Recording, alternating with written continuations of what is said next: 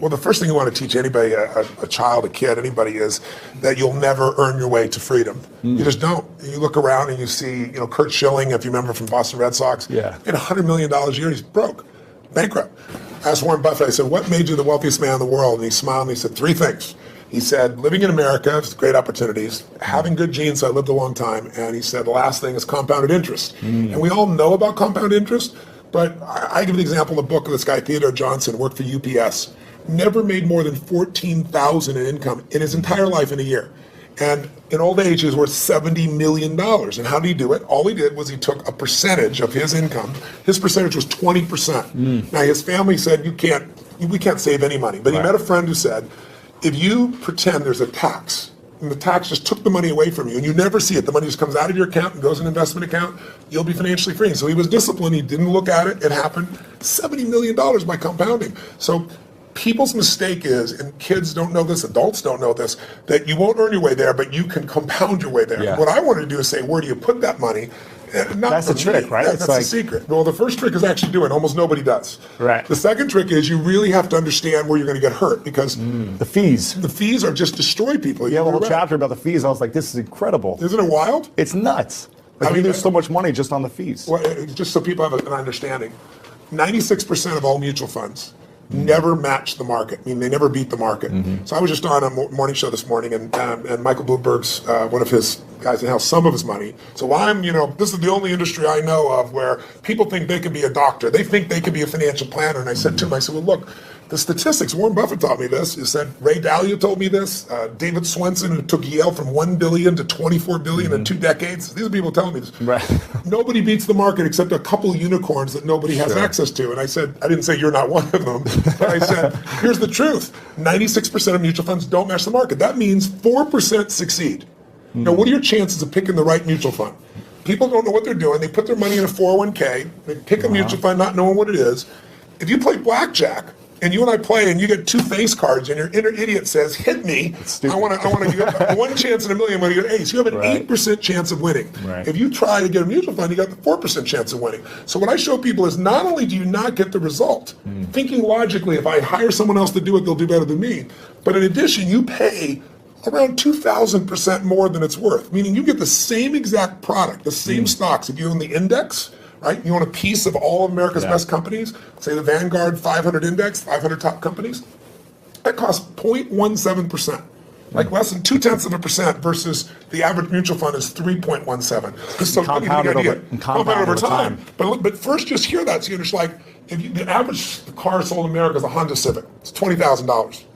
You can get the Honda Civic for $20,000, or you can pay $350,000. That's the difference between 0.17 and 317. But if you look at it over a period of how old are you? 31. 31, okay. So let's assume you and a couple buddies at 35 managed to put aside $100,000, and you manage not to add any more money, but to grow it at 7% in spite of ups and downs in the market. And you're 65. How much money do you have? Well, if you paid 1% in fees, over those 30 years, your $100,000 became $574,000. Not bad for never adding another dime. Right. If you had 3% in fees, had the same growth, but 3% in fees, you now have $324,000. Almost half as much. $250,000, 77% less money. And you had the same return. It was just the fees. So the world, most people ask them, what are your fees? They have no clue. Right. So I've created a site where people can go, they can type it in, you find exactly what your fees are and what you should be paying. And it's highway robbery. Where in the world would you pay $2,000% more for the same exact product? You can only do it because the financial industry makes things so opaque, so convoluted, and people feel overwhelmed. And hard to understand. Very hard to understand. That's why I try to come in here and go, look, time to become the chess player, not the chess piece. Yeah. Let me teach you so you understand what's going on. It's not that complex. They use all these big words, but when you know what's going on, you don't get screwed, and more importantly, you take advantage of the system instead of letting the system take advantage of you. Yeah, I like that. Now, you've coached some of the world's greatest athletes, former presidents, biggest CEOs. Who coaches you? I've had a lot of people asking me to ask you this question. Yeah. Who mentors you? Who coaches you today? I have always looked for people that were playing the game at a different level than I am and or knew the road ahead. I always tell people anticipation is power. If you ever play a video game against a child, it's pretty disastrous, right? Maybe not for you. You're maybe a different generation. But for me, it's like, it's not the kid is faster and smarter. If they played this game before, like 8 million times. So they know the first shot's here, the second shot's here, the third shot there, and you're like reacting. So when you're reacting to things, you fail. So my mentors have been people over the year, different people. My earliest mentor was a man named Jim Rohn. He was a personal development speaker, just touched my life. Then I was involved in neurolinguistic programming, NLP, when I was, 21, 22, 23 years old. I became partners with a man named John Grinder, brilliant man, co-founder of that. But in my last couple decades, it's been people like Peter Guber, who owns the LA Dodgers and owns the Golden State Warriors NBA team, and he's just brilliant. He's got 52 Academy Award nominations, so he's a mentor for me. Paul Tudor Jones, I coach, but also I'm coached by him because we get to pitch and catch. And then, I've got some people in my life that, like Steve Wynn is a dear friend of mine, built most of Las Vegas. He's brilliant. And these guys are all 18 years my senior, so they know the road ahead. And I'm able to learn from them in advance and kind of anticipate things. And that, to me, is incredibly valuable. Yeah, very cool. Now, I want to ask you how you personally handle a breakdown. Because I've been to your workshop, and incredible experience. Thank you. And you teach people how to overcome their fears and how to handle breakdowns. But how do you personally deal with it? And do you even have any breakdowns? Yeah, they sent me a list of questions you had just to kind of give me a feedback. That was one of the questions. And I was like, it's interesting. It's breakdowns. It's certainly not something I experience. It's not because I'm so talented or so brilliant or so fearless. It's just, you're like an athlete. You're an athlete. Yeah. You're in shape. Yeah. Right? You're not going to have a reaction in your body like somebody who doesn't take care of themselves. Right. So, I don't believe in emotional intelligence. I think it's useful, but I'm more interested in emotional fitness, because intelligence is a capability. Fitness is a state of readiness. Interesting. If you are fit, you can take that demand right now and you can deal with it. You can deal with that physical stress, that emotional stress. Same thing's true with psychological fitness, emotional fitness, right? So I'm pretty fit, and part of that is not because I'm so smart. Part of it is I've taught this for decades. I remember I had a woman who came to one of my seminars in early 80s probably, and she would run in this room, 10,000 people. I think it was, she went a couple of 10,000 person events, and she would get in this front row and fight her way through there. And she'd jump and go for it. And one break, she came up to me, I was signing a book for her, and she says, she goes, Mr. Robbins, I've seen you at like 8 of these. She goes, I've seen you like when you're really, I know, I can hear your voice, you're hurting, or you haven't slept. And she goes, you always seem to be so up all the time. How come you're so up? And I said, well, part of it is I attend all these seminars. So I'm teaching it. So there's a fitness in that. But there's also, I've buried 3 fathers and 1 mother, and that affects your life. I've had a physician look me in the eye and say you have a tumor in your brain. Wow. And so I've had those moments that when you've had extreme stress and you push your way through it, you build psychological muscle. It's like it takes a lot to knock me off. In the early days, we didn't have $50,000 to keep the doors open. How do we do it? Then I had, graduated to $5 million. Then I graduated to a partner of mine who kind of didn't do things well, and I ended up owning $100 million because I had to take on his debts. $100 million. But when you do all that stuff, now my companies do $5 billion, a year. So you keep expanding what I would call really the circle of the threshold of your influence. Sure. Everybody has a threshold of control, and if you get beyond it, you kind of freak out. So it takes a little bit more. I can't. So you don't really have breakdowns. I don't have a breakdown. I mean, do I get pissed off or get frustrated or tired? Yeah, but a breakdown, honestly, no. So how do you handle it if you get tired of something? I sleep when I can. Okay, cool. I mean, it's pretty simple. But when I've had challenging times, I mean, I have so many tools. Yeah. I pull them out. And most of it's just like you as an athlete. You don't just physically break down. Right. You take care of yourself. So you're constantly training that. I think most people don't train their mind and emotions. It's like I think the most powerful muscles to me are not physical, as strong as important as they are. It's like faith is a muscle, courage is a muscle, determination is a muscle, playfulness is a muscle. Passion unexpressed weakens. Faith untested gets smaller. Yeah. So I'm always, I call it deep practice. I'm always pushing myself to the edge, and pushing yourself to the edge makes you stronger. Yeah.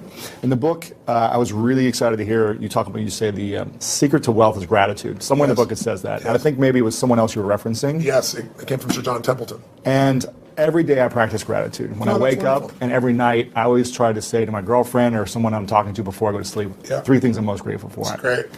Now, why? So I was pleased to see that. I was like, I'm on the right track if I'm living in gratitude. But why is that the secret to wealth? Well, Sir John Templeton is probably one of the greatest investors in history. People don't know his name. He started out with nothing. He wasn't Sir. He wasn't from another country. He came from the U.S. And he decided that he wanted to understand wealth. And so he saved $10,000, a huge amount of money in those days. And when Hitler invaded Poland, he developed a belief. His belief was, you make your money in times of maximum pessimism. Like if you were around in 2008, 9, you remember what it was like, right? Yeah. You could have bought the Sands in Las Vegas, you could have bought their stock for $2.28. Today it's $67. Wow. It's a 3,000% return. It's not bad. You could have bought Citibank for less than $1, right? So people in those times, he understood that. And so what he did was, and everybody thought the world was going to end, he took $10,000, he bought every stock on the New York Stock Exchange that was $1 or less, including companies everybody thought were going bankrupt. But when things are bad, people think it's going to be bad forever. When things are good, they think it's going to be good forever. And they're always wrong. Life's cyclical. So there's a season for everything. So once we got through World War II and went a few years later, guess what? Those same stocks made him a billionaire. So when I asked him, I said, what's the secret to wealth? His response really touched me. He goes, you know it, you teach it. I said, what's that? He said, gratitude.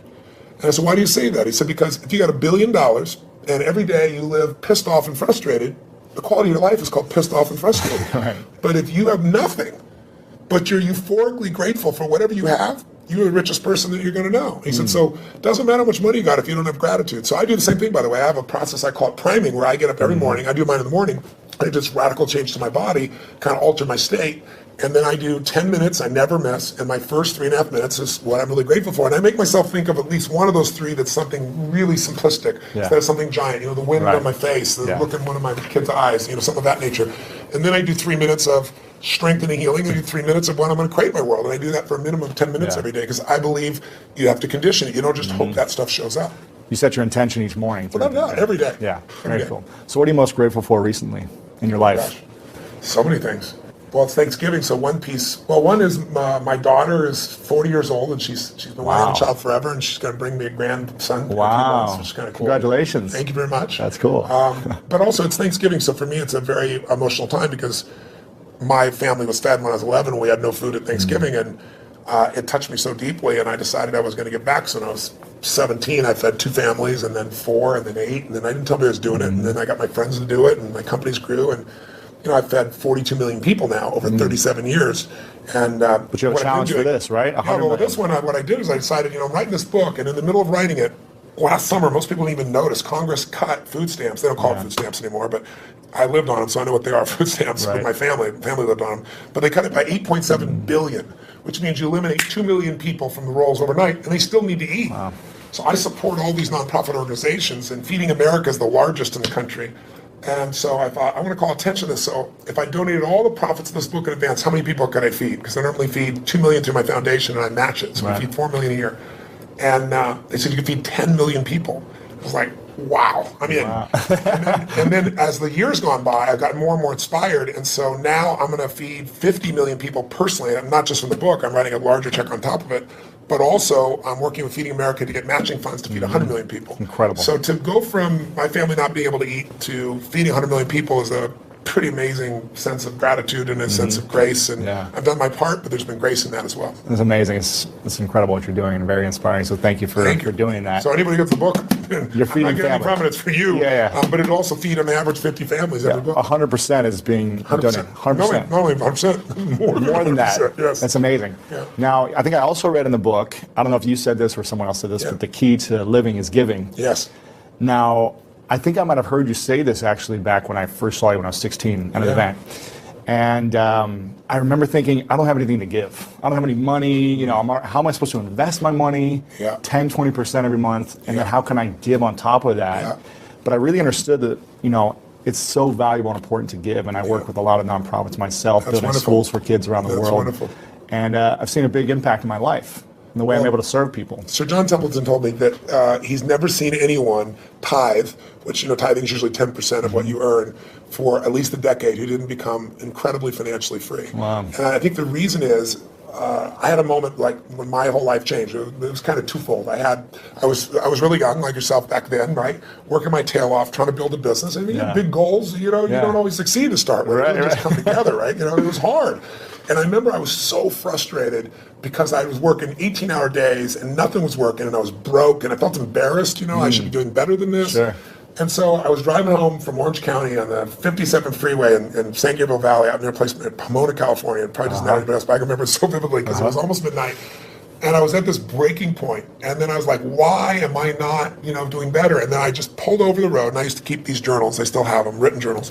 And I wrote in big lines, the secret to living is giving. And I started crying. And I realized I am so focused on what am I not getting. Receiving. I'm not focusing on what I'm giving. Yeah. So for 6 months, man, it turned me around. But then, something else to get in your body. It was in my head, it was in my heart, but it had to get in there to stay. And I started going through some really tough times, and I lost everything financially. And I was mad at everybody because, like, I'd loaned a friend $1,000, and I'd been doing well, and he didn't even return my phone call. And what changed me was I was down to, I don't know, 22, 23 bucks, something like that. I don't know, it was $24. Enough that I knew that I didn't have money for food for the next week, clearly. And I didn't have any prospects. And I was living in Venice in this 400 square foot bachelor apartment, feeling sorry for myself, getting pissed off. And I thought, you know what, I got to eat. So I'm not going to drive my car because I'm not going to spend the gas. I'm not going to pay for parking. Sure. I'm going to go to an all-you-can-eat place and load up for the winter, right? So I can get more, like one meal a day. Right. And so there's a place called Marina del Rey, not far from Venice. And it's a beautiful community, and it's right on the water. And there's a place called El Chorito. It's still there. It's a little restaurant. It had taco bar and all that kind of stuff. So I walked there for the 3 miles, and I go, okay, I'm going to go and load up. And it was all about myself and getting through this. And this woman walked through the door, actually a very attractive lady. That's probably why I caught my attention. And I went to see who her boyfriend is, and there's nobody up there. There's a little guy down here. It was obviously her son. And he's wearing this 3-piece suit, a little vest. He opens the door for her. He pulls out the chair for her. And it was just, he stared into his mother's eyes. I mean, it was just, he pierced into her eyes. I don't know what it was, but something about him was just so moving. He was such a sweet, caring, loving young man to his mother that moved me. So I paid for my meal. I don't know what was left, 17, 18 bucks. Put it back in my pocket, what was left. Walked up to this young man, introduced myself, and I said, hi, I don't remember his name. I think he said his name was Ronnie. And I said, Ronnie, I said, you're a class actor. I saw how you opened the door for your lady. I saw how you held up the chair for your lady. He goes, she's my mom. I said, that's even more classy. Right. And I said, it's so cool that you're taking her out to lunch like this. And he goes, well, I'm not really taking her lunch because I'm just 11 and I don't have a job, Right. I said, yes, you are. And I had no plan. I just reached in my pocket, took all the money I had, changed dollar bills, and threw it right there in front of him. He looked at me like this. He goes, I can't take that. I said, sure you can. He said, well, why? I said, because I'm bigger than you are. And he got this big grin on his face. His eyes got this big. And I just shook his hand. I didn't even look at his mom. And I just walked out the door. But the reason I tell you the story is I had no car. I had no money. I was euphoric. I was like flying home. I was like, I probably looked like an idiot, probably skipping or something. I mean, I was just, and what I felt was, I should have been like, what the hell did you just do? I have no meal. What are we going to eat? Right. I went home that night, I laid out a plan.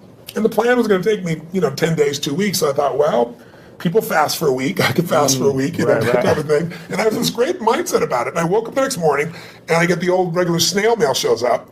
And it's this guy I've called a zillion times who wouldn't return my call. I open it up, there's a check, $1,000 plus interest and an apology. Wow. So I'm sitting there, and I started to cry, honestly. And I was just like, why did this happen, And I don't know if it's true, but I decided that day this happened because I did the right thing. Because I didn't have a plan. It wasn't a strategy. I just thought this little soul beside me, I knew it was right, and I did it. And I didn't do it because I thought I could or I couldn't. I didn't even think about it. And that's the day I became a wealthy man, because I didn't have any money, but scarcity left my body. And I had plenty of ups and downs since that time, in various times in my life, but I never went back to that, oh my God, how's it going to happen? It's like breathing. Do you stop and say, God, is there going to be any air before you take a breath? You know it's going to be there. Right. You don't run your life by that aspect. And so that to me is what it's about, is showing people, if you won't give a dime out of $1, don't bullshit yourself. You'll never give $1 million out of 10 million or 10 million out of 100 million. It's just not going to happen. Right. But if you can do that now, you don't ever get beyond scarcity. You start behind it. You make a decision to get beyond it. So how does someone, when they're living in scarcity, they're living in fear, and it's like this emotional feeling. It's in your body, like you say, when you're like, I can't even pay for my meal. How am I going to start giving?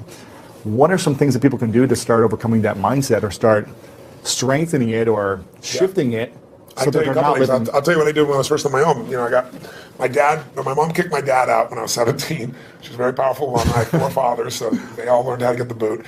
She thought I was on his side, so she kicked me out next. I was 17. She chased me out with a knife. She wouldn't have hurt me, but I wasn't going back in the room. Wow. And that's how I figured out what to do.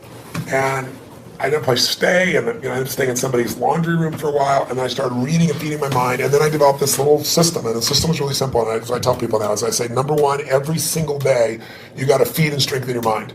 Until you do that, you're always going to be in fear, because fear is automatic. The human brain is designed for survival. It's not designed for success. Your brain is not designed to make you happy. That's your job. Right. And the only way you're going to do it is if you feed your mind, because otherwise, weeds grow automatically. My coach, mentor, Jim Rohn, used to tell me, he said, Tony, every day you got to stand guard at the door of your mind. You got to watch what's going in, because if you're not careful, stuff will go in. And he said, all the times it's somebody who cares about you. He said, if your family, if your worst enemy puts sugar in your coffee, he said, what happens? I said, you got sweet coffee. He goes, what if your best friend by accident, or your family, don't mean to, they drop one drop of strychnine in your coffee, you're dead. He said, so life, sugar, and strychnine, and watch your coffee. Right. So every day I decided, I'm old enough, honestly, there was no internet those days. I'm pretty ancient. I used to go to the library, because it's the only place you go. And I'd read biographies. I'd read people's lives, and it'd make me go, wait a second, as bad as I think it is, the greatest people in the world had it worse. Sure. So there's something here. So you feed your mind. Jim Rohn used to say to me, skip a meal, but don't skip reading. He said, read 30 minutes a day. I don't give a damn what it is. Wow. And today, I don't mean internet crap. I mean, read something, a biography, read something that's a strategy, read something that's going to change your life. And the second thing I tell people is, feeding your mind's great, but you've got to also strengthen your body. And you do that as an athlete naturally. I learned to do that because fear is physical, right? You know where you feel it. And if you go work out, if you go lift, if you go run, even if you're out of shape, you just go for an intense walk, that experience alone changes your life. Every day of my life, the first thing I do before I do my priming, if I'm at one of my homes, I jump in some hot water for fun, and then I jump in freezing water. And I have, a river, in one of my homes in Sun Valley, and I've got cold plunges everywhere else. So I go in 57-degree water, boom. And what it does is, it's teaching my brain. I tell my brain what to do, and it does it. It doesn't feel like it, doesn't want to do it, and every cell in your body is alive, right? So it doesn't have to be 2 hours worth of something. It can be something you do for 30 seconds, but it's training your body to be strong, because a strong body creates a strong mind, and vice versa. Yeah. The third thing I tell people is find a role model. It seems impossible until you see somebody who's done it. So, Ray Dalio is one of the greatest investors in history. The guy was a caddy, right? His dad was a jazz musician. His mom was a homemaker. Right. He's worth $14 billion. He found someone to mentor him. He found multiple people to model. Right. You don't always find a mentor, but you find somebody you can model. And when you start seeing that somebody else can do it, and you see they really did, you start to believe, you start to get certainty. And then the fourth thing I tell people is, it's massive action and constantly change your approach, and then it's find somebody worse off than you are and help them. Because when you do that, it gets you out of yourself. And that's what I really have people do. That's what we do at Thanksgiving. We have our basket brigade where 2 million people get fed. Amazing. Not the one I do, the one that I get people to do. And it's amazing. People go in there and they see, my God, I thought my life was tough, but look at this person's life. It makes you appreciative. It puts life in perspective. Yeah, very cool. Now, talking about feeding the mind, if you could only leave 3 books behind, it's the end of your life. 3 books behind to your kids. Yes. And or the message to the world of here's the 3 most important books that you should read. That's tough. What are those 3 books that all the books I've read through? You only pick 3. That's a tough one. I don't know if I can do that, but I'll tell 3 off the top of my head. I'd say Man's Search for Meaning, Viktor Frankl, because all of us in our lives are going to experience extreme stress. I don't care how much money you have, I don't care how many people love or respect you, you'll have your time. It might be a health issue in your family, it might be something happens to the economy, something happens to all of us. And so to see how people that were put in the most insane, unjust environment, people that were in Auschwitz, how they dealt with that unbelievable situation, and how the ones that thrived in spite of it, and to go through Viktor Frankl's way of understanding how to create meaning in your life, I don't think there's a more important book. I think maybe another one might be As a Man Thinketh, because it's a book that you can read dozens of times in your life. It's small, and it's the core of everything. As you think, so you are. I mean, obviously the Bible is an extraordinary book, or whatever religious document a person believes. I'm personally a Christian, but I tell people whatever you believe, you need to practice it, whatever it is. Right. Because there are many different ways of connecting, to what has created us. And then that's 3 already, but I'll give you one more. I think another one that's important would be understanding the life cycles of humanity. There's a book called Generations. It's a big book. It's, I think, 1,000 pages, 800 pages. Bigger than this book. Much bigger than this book. But it's a book worth reading because it shows you how, as every 100 years, 80, 100 years, we run through the same cycles. Like what we've just gone through economically in 2008 happened 80 years before.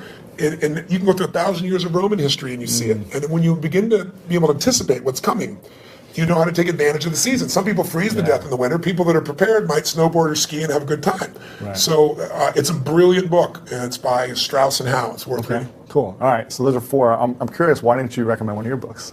I don't think I'm the best book in history. I'm just teasing. I'd frankly have put some in an event. Exactly. Yeah. Events are incredible. This is a question from your son. Yes. And I said, is there any question you haven't asked your dad that you're still curious about? And he said, yeah, He's pretty calm, actually. He's a calm guy. He's not outrageous like you. He's pretty outrageous. And he said, my dad does everything on such a big scale. Everything is big. Everything is huge, impactful. It's like the biggest it can be, the best it can be. Yeah. He said, but I wonder what's something small he's done that he's so proud of. So is there something small you've done? An example was you giving money to, that child. It was a great example of that. But is there something recently you've done that's so small that you're like really proud of? A lot of people don't think proud is a good term. I think it actually is.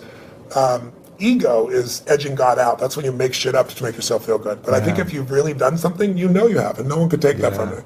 And so I'm proud of who I am as a man. I'm proud of the things that, what goes on when the camera's not on. And there are people around me all the time that will tell other people stories about what I'm really like. So I don't have to communicate that to people. It gets shared. So I don't know. There's so many things in life. I don't measure them as big versus small. Sure. My wife was somebody who would see one person and be thrilled, and I had to see 10,000. I think so. She's balanced it out for me. I feel like life is short, and while you're here, I want to have the most impact that I can. So I go deep and I go wide. Right. But every interaction to me is an important interaction, and sometimes that interaction is just being kind. I know it sounds stupid, but kindness can, to the right place at the right time. Somebody can be suicidal, you don't know it. You're being kind and changing their state. Yeah. It's an interesting story of there's a gentleman who wanted to kill Nixon, and he couldn't get access to Nixon. It's a true story. And so he wrote a journal. That's how we know the details of it. And he decided he's going to go after Wallace, and he's going to shoot Wallace. And he actually did do that shooting. And when they read his journal, it was fascinating. He didn't want to kill Nixon because he didn't like him or Wallace. He just wanted to be famous. He wanted to be worth something. And one of the reasons he didn't kill Nixon is he was going after Nixon, and he was this far from the president, and an old woman bumped into him just as he's reaching his pocket to get this gun. And in the middle of this, everything's frenzied. He wants to shoot, become the most famous man, another one of those assassins. And this woman grabbed his hand and said, "I'm so sorry. I'm just so sorry." Really? And he said in his journal afterwards, his hand was on the gun. Wow. And her looking in his eyes with this love in her eyes and this kindness in her eyes, he said, "I couldn't make her witness that," and he put the gun away. Oh, man. That saved Nixon's life. Wow. Right. So we went after Wallace, But that's the power of a moment of kindness. So I think we underestimate. Somebody came and fed my family when I was 11 years old, Obviously, the person must not be alive still because I've told the story these last 20 years. And they haven't reached out to me. Yeah. But, imagine what the impact of that was by that one little act of kindness. Crazy. Yeah, amazing. So you go back to 31. You're 31. You're my age. Yeah. What are the three things you do with your money based on the information in this book? We talk a lot about asset allocation. Yes. The fees, understanding where you're putting your money, and understanding finding a fiduciary, right? Yes. We talk a lot about that, but what would you do if you're making... Knowing what I know today? Yeah, go back, you're 31 years old, what would you be doing? Well, three things you do first. You have a good income, so we're talking about you. Yeah, right? sure. Okay. So you're making 6 to 7 figures. Great, that's wonderful. Yeah. So what I would do in that range is I would take and I would model one of the best masters. If it was me, one of the people, asset allocation, so people are clear, is the one thing that I met with David Swenson. He took $1 billion, turned it into $24 billion in 2 decades, in 20 years. Just mind-boggling. $1 billion a year, right? Just think about that level of doubling. It's just mind-boggling. And I asked him, I said, what are the dials? What are the only dials we can touch? And he said, "Tony, to increase your return, there's only a few things you can do." He said, "You can make better selections of stocks." He said, "You can have better timing." He said, "And you can have better asset allocation." He said, "The first two will never happen because the first two cost you money. Got to hire somebody. Everybody's wrong on the timing." He said, "Asset allocation, which simply means dividing your money into different buckets. Some of those buckets are secure so that even though you think you're going to be a genius, you're going to make money no matter what. That money grows slower, but it'll always be there, and it'll give you freedom for the rest of your life." There's a growth bucket, which is also a risk bucket. We forget that. Yeah. Because one of the things Ray Dalio taught me, he said, "Tony, everybody invests in what they think they know." If you grew up with real estate, you're not a genius, but you made money in real estate because anybody can when real estate's going up. Yeah. You think you're a genius. You think you know stocks. Oh, you're a genius, in 1999, right? Sure. You're a genius in 2010 as things started to grow a bit. He said, "No, whatever you invest in your lifetime, that area is going to drop 50 to 70%. There is zero exception. He can show you mathematically and he can show you historically." Wow. So he said, you have to diversify even though you don't want to. And you have to divide these monies up. So every one of them taught me different asset allocations. But the one that I think is the most valuable for anybody to really take advantage of is Ray Dalio's, because Ray Dalio's figured out, why is it in 2008, if your stockbroker, your financial planner said, we're going to protect you, we're going to put you half in stocks and half in bonds, why did they both go down? You weren't protected at all. Same thing happened in 2000. And he figured something out. When you think you're in a balanced portfolio, you're not balanced. And the reason is stocks are 3 times more volatile than you'll find in bonds. What does that mean? It means when you think you're 50-50, you're 50-50 with your money, but you're not 50-50 with your risk. You're 95% at risk and 5% on the good side. That's why everybody loses.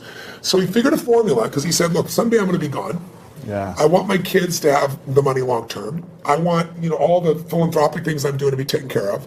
So he spent 15 years studying the markets and figured out, how do I design a portfolio that'll make money every time? Like, if it loses money, it lost in 75 years, it's lost 1.6% when it's lost, but it's been right 85% of the time. Wow. If you went to Vegas and you had a plan that worked for 75 years and made money 85% of the time, and when you lost 1.6%, and when you gained more than 10%. The biggest loss in 75 years is 3.95%, less than 4. Wow. So why did people not make it in the stock market? Because when you take a 50% hit, they all say stay in. Nobody, the average person never stays in. Sure. If you look at the last 20 years, the average person, the stock market over 20 years, from 1993 to 2013, has averaged 9.2%. Pretty cool compounding. You double your money pretty damn quick doing that. Right. But the average mutual fund investors made 2.5%. Why? Because they freak out, they sell when it goes down, they buy when it's looking good, it's just the wrong time to buy it. They don't know what to do. So what Ray Dalio's strategy does, and by the way, he's never shared this strategy ever publicly. And he gives it in here. He gives it in here, which is mind-boggling. I pushed him, I teased him, I cajoled him. In the end, I said, look, you're not taking any more money, help the average guy out. He lays it out, you can do it yourself, or you can have someone else do it for you, but it takes 15 minutes a year, and 85% success over 75 years. And I can take any time period, the last 30 years. He lost money 4 times. One of those is 0.003%, so it's really break even. So, and again, the most he ever lost, less than 4%, average 1.9%. So if you're looking for a plan, I'd put some money there. Then the other money that I would do is I'd take some of that money and I'd look at what are the biggest trends. I have a lot of my money also in senior housing. And the reason is twofold. It's a demographic inevitability. There's this giant wave of baby boomers, and there isn't enough senior housing to take care of them.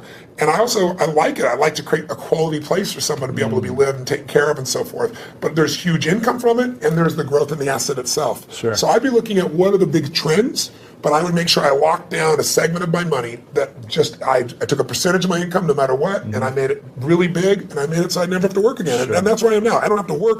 And what's ironic is, when you interview people that make at least $750,000 a year, right, just under $1 million, 80% of them say they'll never retire. When you interview people that make a very little amount of money, they all talk about wanting to retire. Right. And the people that do retire say they'll retire after 75. Like, Steve Williams, my buddy, he's 72. Warren Buffett's 84 now. Still working. I met with Jack Bogle, who created Vanguard. He's been in the business 63 years. Wow. He's 85 years old and such a genius. Sitting down there, he spent 4 hours with me, by the way. He came by for 45 minutes. He wrote in the book here, he goes, Tony Robbins came by for 45 minutes. 4 hours later, I had the most provocative and probing interview of my life, he said. But the guy's still in the game. Because the real goal is not to have to work. If you don't work, you'll go stark raving mad, because we all need to be productive to feel alive. Yeah, interesting. A couple questions left for you. Sure. One of them is, what's your definition of greatness?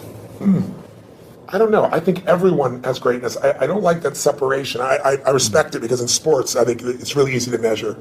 But sports is one aspect of life. I think everyone has the opportunity to be great. To me, being great is being outstanding, to stand out from all the rest. And as you know, in sports, it can be by a few microseconds, right? In the Olympics, it could be a nose hair, and you stand out.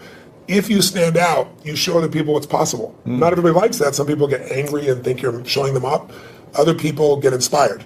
I've always been inspired by somebody who's the best in the world at what they do. And so I think greatness is somebody who just will not settle and finds a way to do, be, share, and create in life what they want, as opposed to fitting in. I think most people are trying to not be rejected. I wrote in this book, I took a quote from Aristotle saying, how do you really live your life? Well, if you don't want to upset anybody, it's really simple. Don't do anything, don't say anything, don't be anything, and everybody will like you. But if you want to have a quality life, I think you just have to put yourself on the line. And so to me, greatness is people that put themselves on the line, they keep growing, they won't settle.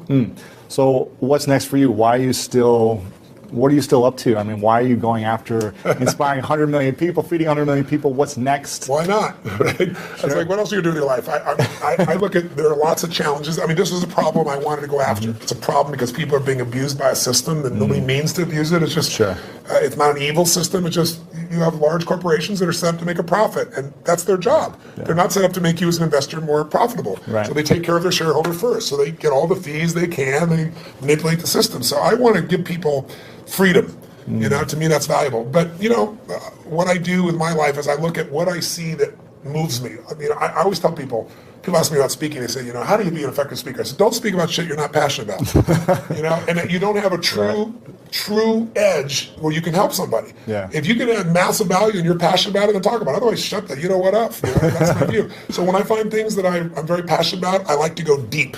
I think we live in a Facebook world, a Twitter world, a tweeting world, texting world, where people are, by technology, not realizing they're becoming more and more shallow. I mean, there are people ending relationships by texting now. It's like, you know, it's just, are you kidding me? They go, why is the person upset? I can't understand. Did you see this? I texted you. And I look at them going, are you kidding? But technology is making us think that our Facebook friends are our friends. I mean, give me a break. There's only a few friends you can go deep with. You can't have 10,000 friends and go deep. And I think a lot of people are dissatisfied because technology is making us go faster and faster. So I look for things to go deep in. And I think in our lives, there's a few areas that matter. Your body, your emotions, your spirit, your relationships, your economics, your business. Those half dozen or so areas I like going deep in, and I'm going to keep doing it.